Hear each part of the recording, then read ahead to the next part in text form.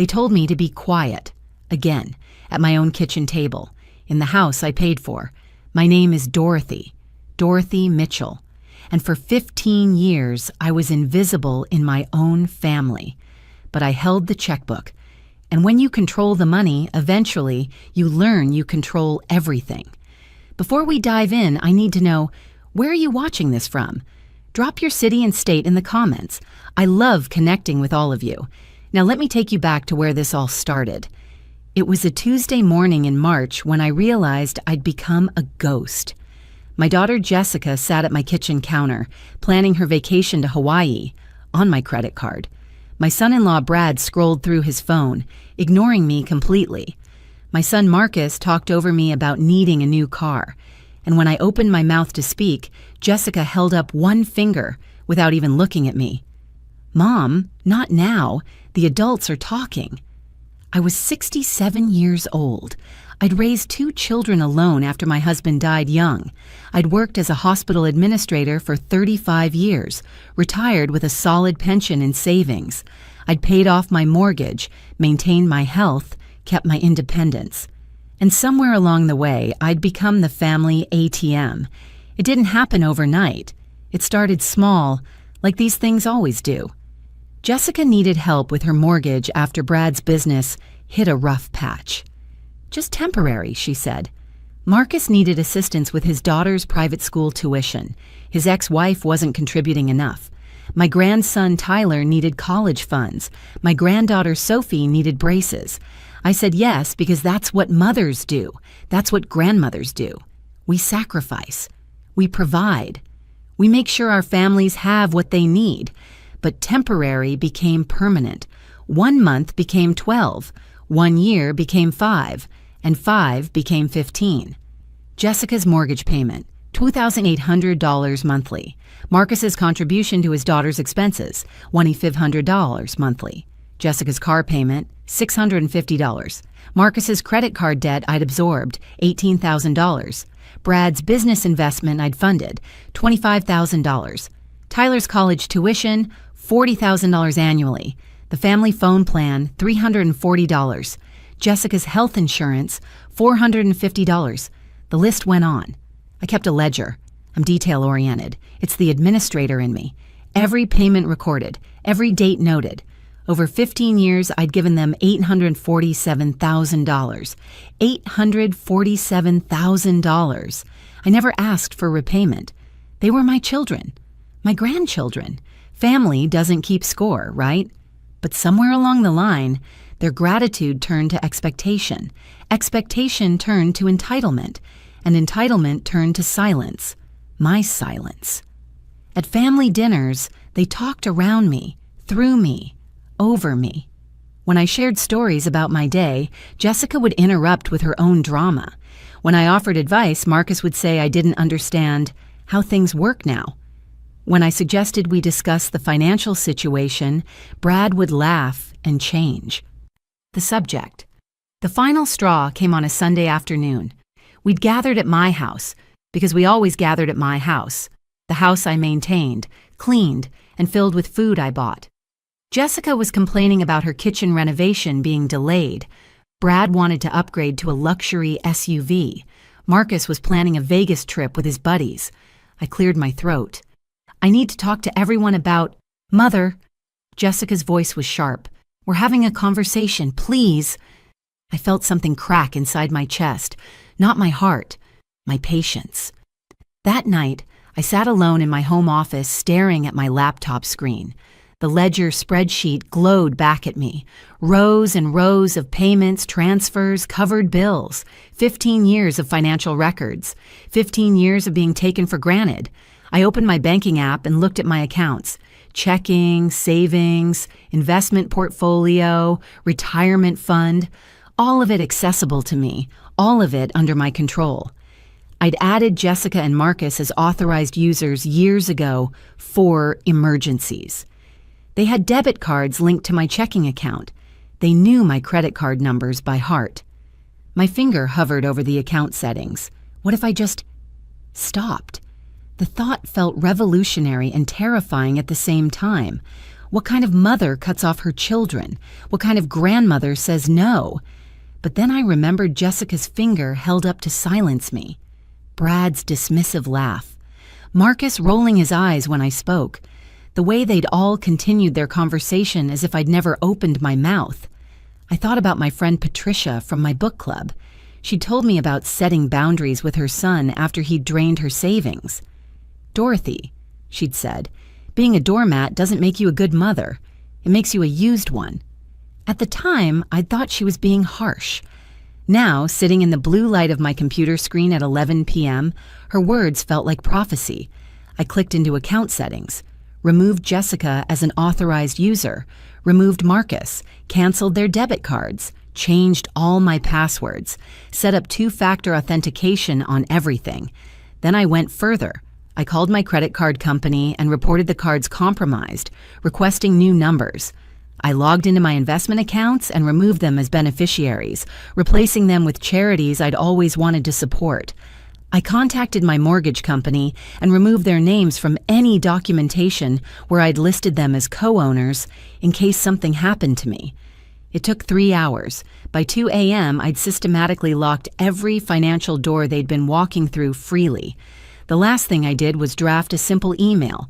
I didn't send it. I saved it in my drafts folder. "Dear Jessica and Marcus, effective immediately. I will no longer be covering your expenses. All accounts have been secured. All cards have been canceled. All automatic payments have been stopped. This is not a discussion. This is a decision. Love, Mom." But I didn't send it, because I wanted to watch what happened when the money simply stopped flowing without explanation. I wanted to see how long it took them to notice. I wanted to see if anyone would call to ask how I was doing, rather than calling to ask why their payment was declined. I know it sounds petty. Maybe it was.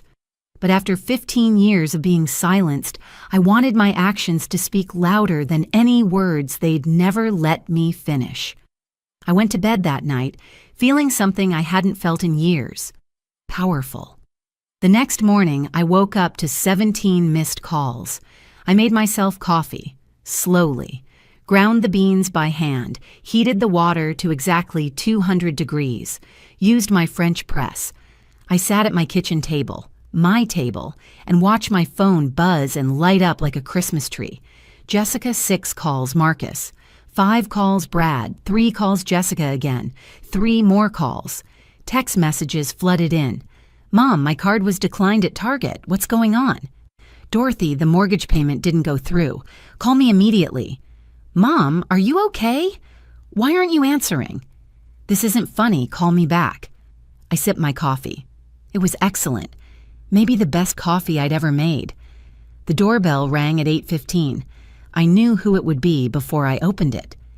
Jessica stood on my porch, still in her yoga clothes, hair in a messy bun, face tight with panic. "Mom, what is happening? My card isn't working. The mortgage payment bounced. Brad tried your credit card and it was declined. Are you having banking issues? Have you been hacked?" I looked at my daughter, really looked at her. When had she gotten those lines around her mouth? When had her eyes become so calculating? "Come in," I said.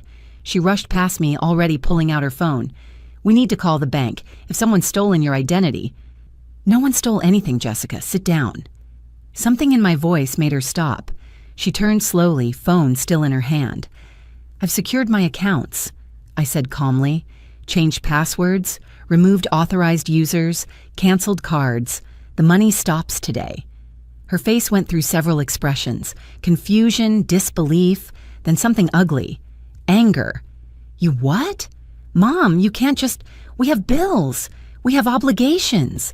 The mortgage is due in 3 days." "Yes," I said. "You have bills. You have obligations. Not me, you." "What are you talking about? I always paid them." "Yes, for 15 years I paid your bills while you talked over me, dismissed me, silenced me, at my own kitchen table, in my own house." Jessica's mouth opened and closed. "This is about Sunday? Mom, you're being ridiculous. You're blowing this completely out of proportion." $847,000. I said quietly. She froze. "What?" That's how much I've given you and Marcus over 15 years. I kept records. Every payment, every transfer, every covered expense. $847,000. Ear color drained from her face. Mom, we didn't ask you to keep track. You didn't ask me for anything. You expected it. There's a difference. This is insane. You're our mother. Family helps family. Family also respects family. Family listens when family speaks. Family doesn't silence family members at their own table like they're inconvenient children. Jessica's hands were shaking. So what, you're just cutting us off? Over one comment? Not one comment. 15 years of comments. 15 years of being invisible except when you needed my checkbook. Before we go further, if you're enjoying this story, please hit that subscribe button. You have no idea how much it means to this channel. Jessica's voice rose to a pitch I hadn't heard since she was a teenager. You can't do this. What about Tyler's tuition? What about my mortgage? Mom, we'll lose the house. Then I suggest you figure it out. I stood up, carrying my coffee cup to the sink. My hands were steady. I felt remarkably calm. Figure it out? Mom, Brad's business barely covers our basic expenses. The mortgage is $2,800 a month. How am I supposed to get a job? The silence that followed was deafening. Excuse me? Jessica's voice was ice. I turned to face her. Get a job. You have a master's degree in marketing. You haven't worked in 12 years. It's time. I can't just get a job. Who's going to manage the household? Who's going to be there for Tyler and Sophie? Tyler is 21 and in college. Sophie is 17 and drives herself everywhere. They don't need a full-time parent. You need a full-time income. Jessica's face flushed red. This is unbelievable. You're really doing this? What about Marcus? Have you cut him off too? As if on cue, my phone rang. Marcus. I let it go to voicemail. Yes, I said simply. Jessica grabbed her purse, her movements jerky with rage. Fine. You want to be selfish? You want to abandon your family when we need you? Go ahead, but don't expect us to come running when you need help. Don't expect us to visit when you're old and alone. This street goes both ways, Dorothy. She used my first name. Not Mom. Dorothy. I'm already old, Jessica, and I've been alone for years. You just didn't notice because the checks kept clearing. She slammed my door so hard a picture frame rattled on the wall. I sat back down at my kitchen table and waited. Marcus would be next. He arrived an hour later, more composed than his sister, but with that same underlying panic in his eyes. My son had inherited his father's height, but none of his humility. Mom, we need to talk. Hello, Marcus. Coffee. No, I don't want coffee. I want to know what's going on. My card was declined this morning. I called the bank and they said the account's been closed. My name's been removed from everything. That's correct. He pulled out a chair without asking and sat down heavily. Why? Because I'm done. Done with what? Done being. Your ATM. Done being interrupted. Done being ignored. Done being taken for granted. He had the grace to look uncomfortable. Mom, if this is about, look, I know we don't always listen like we should, but you're making a huge financial decision based on hurt feelings. That's not rational. I'm making a financial decision based on 15 years of data. That's extremely rational. You can't just cut us off without warning. Why not? You never warned me that I'd spend nearly $1 million supporting grown adults who treat me like furniture.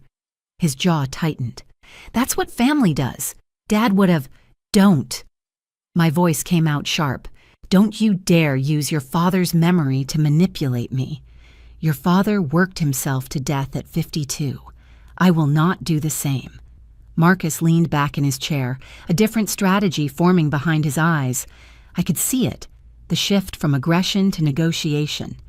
Okay, I hear you. You're right. We haven't been appreciative enough.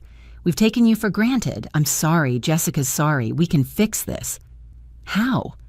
The question seemed to throw him. What do you mean? How? How will you fix it, specifically? He spread his hands. We'll include you more. Ask your opinion. Listen better. And financially? His face hardened. Mom, you know I can't pay you back. I don't have that kind of money. Then get it. I have a job. Then live within your means. Stop asking me to subsidize a lifestyle you can't afford. It's not that simple.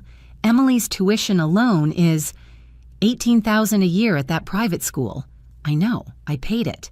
But Emily has a mother too, your ex-wife, who, according to the divorce decree I've seen, is supposed to split those costs with you. Marcus's face flushed. Rachel doesn't have the money either. Then Emily goes to public school, or you both get second jobs, or you reduce expenses elsewhere. Those are your options. They're not my responsibility. She's your granddaughter, and I love her. But loving her doesn't obligate me to fund her private education while you drive a leased BMW and vacation in Colorado twice a year. He stood up, chair scraping loudly against my tile floor. You know what? Jessica was right. You've changed. You've become hard, selfish. No, Marcus, I've become selective. There's a difference. This is going to destroy our family. Our family was already destroyed. You just didn't notice because the money was still flowing. He left without another word. No hug, no goodbye, just the sound of his expensive car starting in my driveway. I sat in my quiet house and felt nothing. No guilt, no regret, just a strange, weightless peace. The phone calls and text messages continued throughout the day. Brad left a voicemail calling me unreasonable. Tyler sent a text asking if his college fund was still available. I almost laughed at the audacity. Jessica sent a long, rambling email about how I was traumatizing my grandchildren and destroying their security. I deleted it without finishing. That evening, my friend Patricia called. We'd had dinner scheduled for weeks. "How are you holding up?" she asked. "You knew I was going to do it." "I had a feeling, after what you told me at book club last week." "How bad is it?" Jessica threatened to cut me out of their lives. Marcus called me selfish. Multiple voicemails using words I won't repeat. "And how do you feel?" I looked around my peaceful living room, my space, my home, my life that I'd worked for, saved for, built with my own hands and intelligence. "Free," I said. "I feel completely free." Patricia laughed. "Good. Now comes the hard part." "What's that?" "Staying strong when they escalate. Because Dorothy, they will escalate. When people lose their source of easy money, they don't just give up. They fight dirty." She had no idea how right she was. The escalation started 3 days later. A knock at my door at 7 a.m. I opened it to find my granddaughter Sophie, tears streaming down her face. "Grandma, please. Mom says we might lose our house. Is that true?" My heart clenched. This was the tactic I'd dreaded, using the grandchildren as weapons. "Come in, sweetheart." Sophie sat on my couch, twisting her hands together. She was 17, beautiful, with her grandfather's kind eyes. None of this was her fault. "Your mom's house isn't going to be lost," I said gently. "Your parents have options. They're choosing not to pursue them. But Mom said you cut us off, that you stopped paying for everything. Did she tell you how much I was paying? Did she tell you it's been 15 years? Sophie's face crumpled. "She said you don't love us anymore." There it was, the knife twisted expertly by my own daughter. I took Sophie's hands. "Listen to me very carefully. I love you more than life itself. You, Tyler, Emily, you three are my heart. But loving you doesn't mean I have to fund your parents' choices. Do you understand the difference?" I think so. Your mom has a degree. She's brilliant. She can work. Your dad has a business. They can make different choices. This isn't about you. But what if they can't pay for my senior year activities? Prom costs money. Graduation costs money. Sophie, has your mother told you to ask me this? Her silence was answer enough. "Sweetheart, I'm not the villain here. I promise you. This is about your parents learning to stand on their own feet. But if you need something, truly need something, you can always come to me directly, not through your mother, directly." After Sophie left, I called my attorney. Eleanor, I know, ironic given my own name preferences, had handled my estate planning for 20 years. I need to bulletproof everything, I told her. Smart. What are we protecting against? My children attempting to claim financial elder abuse, possibly seeking power of attorney or guardianship. I want documentation of my complete mental competence and the voluntary nature of my financial decisions. Eleanor was quiet for a moment. It's that bad? It's about to get worse. She was right. That afternoon, I received a certified letter. Jessica and Marcus had jointly written to me, CCing my doctor, claiming they were concerned about my recent erratic behavior and possible cognitive decline. They requested I undergo a neurological evaluation. I called Eleanor back. They're trying to declare me incompetent. Of course they are. Money makes people desperate. Can you come in tomorrow? We'll do a full mental competency evaluation with a court-recognized psychiatrist. We'll document everything. And Dorothy, start keeping every text, every email, every voicemail, everything. That night, Brad showed up drunk at my door, pounding and yelling that I was ruining his family. I called the police. They escorted him home with a warning. The next morning, Jessica sent an email to my entire extended family, cousins, nieces, nephews, explaining that I'd cut them off without cause and was showing signs of dementia. She asked them to stage an intervention. My phone exploded with concerned calls from relatives I hadn't heard from in years. The war had officially begun. I spent the next week building my defense like a general preparing for battle. The psychiatrist evaluation came back perfect. No cognitive decline, no signs of dementia, completely competent. Eleanor drafted official letters to my family members explaining the situation factually, with documentation attached. But my children weren't backing down. Marcus filed for financial guardianship, claiming I was vulnerable to self-neglect and financial exploitation. The irony would have been funny if it wasn't so devastating. Jessica started a whisper campaign in my neighborhood, telling anyone who would listen that I'd abandoned my family and was not acting like myself. My neighbor Martha asked me outright if I was okay, her face full of concern and suspicion. The court date for Marcus's guardianship petition was set for 6 weeks out. Eleanor assured me we'd win easily, but the process itself was humiliating. They were treating me like a child who couldn't manage her own affairs. Then came the breakthrough I didn't expect. Tyler showed up at my door on a Tuesday evening. My grandson looked exhausted, dark circles under his eyes. "Can we talk, Grandma? Just us?" I made tea. We sat in my living room, the evening light soft through my curtains. "Mom's been coaching me," he said quietly, "teaching me what to say to you, how to guilt you. She sent Sophie here on purpose. She wrote out a script for me about needing college money." "I know, sweetheart." He looked up, surprised. "You knew?" "I've known your mother for 42 years. I know her tactics." Tyler's hands shook around his mug. "I'm not doing it. I wanted you to know. I got a job. Part-time at first, but they're giving me more. Hours. I'm applying for scholarships. I'm figuring it out." My throat tightened. "Tyler, you were right. What you said to Mom about me being 21. I am old enough to handle my own life. I've been letting you pay for everything because it was easy. But it wasn't fair. None of this has been fair to you." I couldn't speak. I just reached over and took his hand. "Also," he continued, "I found Mom's ledger, the one where she tracks everything you've given us. Grandma, the number is insane. How did you even—" His voice cracked. "How did you afford to give us that much?" "Very carefully, and by sacrificing things I wanted for myself." "Like what?" "I always wanted to travel. After your grandfather died, I promised myself I'd see Europe, France, Italy, Greece. I never went. The money went to you instead." Tyler's eyes filled with tears. "I'm so sorry." "Don't be sorry. Just be different. Be better than they are." He nodded, wiping his face. "I will. I promise. And Grandma? The guardianship thing?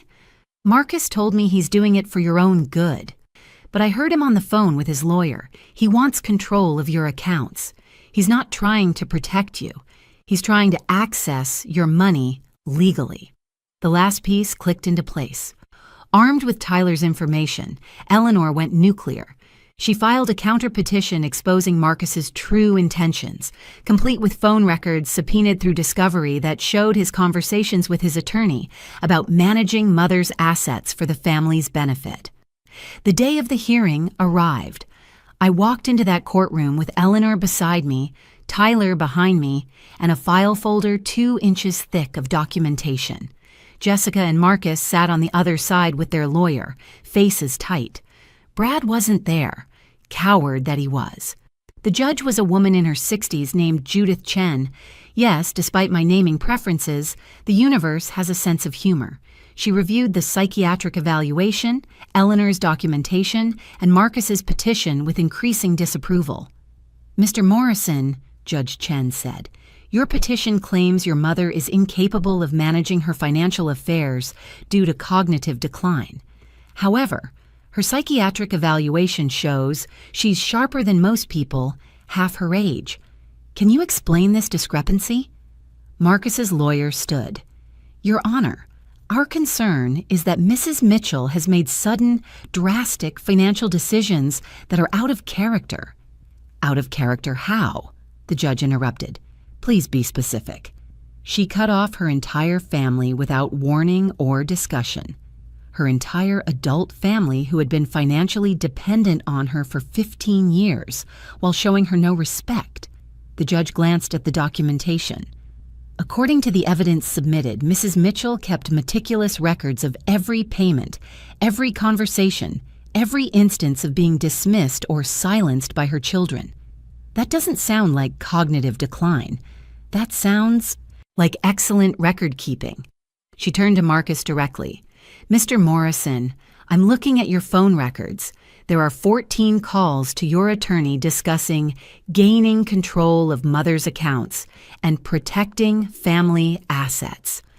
Would you like to explain to this court which family member's assets you were protecting?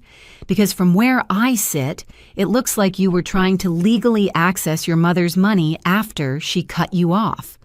Marcus's face went pale. "Your Honor, I was trying to protect her from making independent decisions about her own money?" Judge Chen's voice was ice. "The only person your mother needs protection from, Mr. Morrison, appears to be you." She denied the petition. Then she went further. "Mrs. Mitchell, I'm issuing a restraining order on your behalf. Your children are not to contact you except through your attorney for the next 6 months. They are not to show up at your residence, workplace, or any known location. They are not to harass you via phone, text, email, or social media. They are not to use other family members to contact you indirectly. Do you consent to this?" I looked at Jessica's shocked face, Marcus's defeated posture. Then I looked at Tyler, who gave me a small, supportive nod. "I consent, Your Honor." The gavel came down. Petition denied. Restraining order granted. We're adjourned. Jessica tried to approach me in the hallway. A bailiff stepped between us, reminding her of the restraining order that was now in effect. I walked out of that courthouse with my head high and my bank account secured. But the real victory came 3 months later. The silence was golden at first. No demanding calls, no guilt trip texts, no grandchildren weaponized against me. Just peace, space, and for the first time in 15 years, the ability to think about what I actually wanted from my life. I booked a trip to Italy, 3 weeks in Tuscany, staying in a villa, taking cooking classes, visiting vineyards. I walked through Florence with tears in my eyes, standing before David, knowing I'd earned this moment. Every euro I spent felt like freedom. Patricia came with me for the second week. We drank wine under olive trees and laughed about our terrible children. Her words, not mine, though I couldn't disagree. "You did it," she said one evening, watching the sunset paint the hills gold. "You actually did it." "I almost didn't. So many times I almost called them. But you didn't. That's what matters." When I returned home, I found several letters had been slipped under my door. Not from Jessica or Marcus. They were legally barred from contact. but from Sophie and Emily. Sophie's letter was heartbreaking and healing at once. She wrote about understanding now what I'd done and why, about watching her mother spiral into blame and anger rather than self-reflection, about getting a job herself and saving for college. She included a check for $50 with a note. First payment toward the future relationship we're going to have when I'm 18. Emily's letter was simpler. I miss you, Grandma. Mom says you're mean, but I don't think so. I think you're brave. Dad won't talk about it, but I heard him tell Rachel he should have managed his money better. Can I write to you sometimes? I cried reading those letters, not sad tears, proud ones. The restraining order expired after 6 months. Jessica and Marcus were allowed to contact me again. Neither did. Instead, I received a call from Marcus's ex-wife, Rachel. Dorothy, I hope it's okay that I called. I wanted you to know that Emily talks about you constantly. She wants to see you, and I wanted to thank you. Thank me. For stopping. For making Marcus face reality.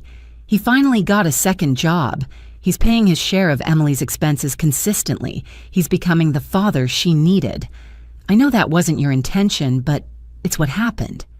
3 weeks later, I met Emily for lunch. Just the two of us. She was 13 now, bright-eyed and chatty, and she told me everything about school, her friends, her life. She didn't ask me for money. She asked me about Italy. She asked me about my life. 6 months after that, Tyler graduated college. He'd finished on scholarship, with the degree paid for by his own work and student loans he'd manage himself. He invited me to the ceremony. Jessica and Brad were there. We didn't speak, but after, Tyler hugged me tight and whispered, "Thank you for teaching me I could do it myself." That's when I knew. The money didn't matter. The years of payments didn't matter. What mattered was this. My grandchildren were learning to stand on their own feet. They were learning self-reliance. They were learning respect. And I was finally living my own life. A year after that courtroom, Jessica sent an email, short, clinical, through Eleanor as requested. "Mom, I'd like to talk. When you're ready." I wasn't ready for months. Then one day, I was. We met at a neutral coffee shop. She looked older, thinner, with new lines of stress around her eyes. She'd gotten a job, HR manager at a mid-size company. Brad's business had actually picked up once he couldn't rely on my money as a safety net. "I'm not going to apologize," she said first thing. "Not yet, because I'm still angry and I don't want to lie." I respected that. "Okay, but I need to tell you something." She stirred her coffee, not looking at me. "I hated you for 6 months. Complete burning hatred. I told everyone you were a monster. I genuinely believed you'd abandoned us for no reason. And now? Now I work 45 hours a week. I manage my own money. I budget. I pay bills. I have hard conversations with my kids about costs and choices." She finally met my eyes, and I realized I hadn't done any of that in 12 years. I just expected you to handle it like you were a bank, not a person. "Jessica, let me finish." Her voice cracked. "You tried to tell us so many times. At dinners, at holidays, in conversations we talked over. You tried and we didn't listen. We didn't see you. We saw a checkbook with a mom attached." The coffee shop noise faded around us. This was the moment I'd imagined 1,000 times, played out 1,000 different ways. "I was drowning," I said quietly, "and you never noticed because you were too busy spending the money I was drowning to earn and save." "I know." She wiped her eyes. "I know that now. And Mom, you were right about all of it. We were entitled. We were disrespectful. We used you." We sat in silence for a long moment. "I'm not giving you money," I said finally. "That needs to be clear. That part of our relationship is over. I know, I don't want your money. I want my mom back." "Then you need to get to know her, because the woman I am now isn't the woman I was. I won't be silent. I won't be dismissed. I won't be invisible." Jessica nodded, tears sliding down her face. "Deal." It wasn't perfect. Marcus took longer, almost 2 years before he could face me. We still have complicated conversations. There are still hard feelings buried under healing ones. But my grandchildren, they call me regularly. They visit, they share their lives. And not once has any of them asked me for money. I'm 70 now. I have money in the bank that's mine. I've traveled to 7 countries. I've taken up watercolor painting. I've started a small scholarship fund for students in need, people who will actually appreciate it. And every single day, I speak. I share my opinions. I take up space. Because I learned the most important lesson of all. Sometimes the most loving thing you can do for your family is refuse to save them from themselves. They called me selfish for stopping the money. I call it survival.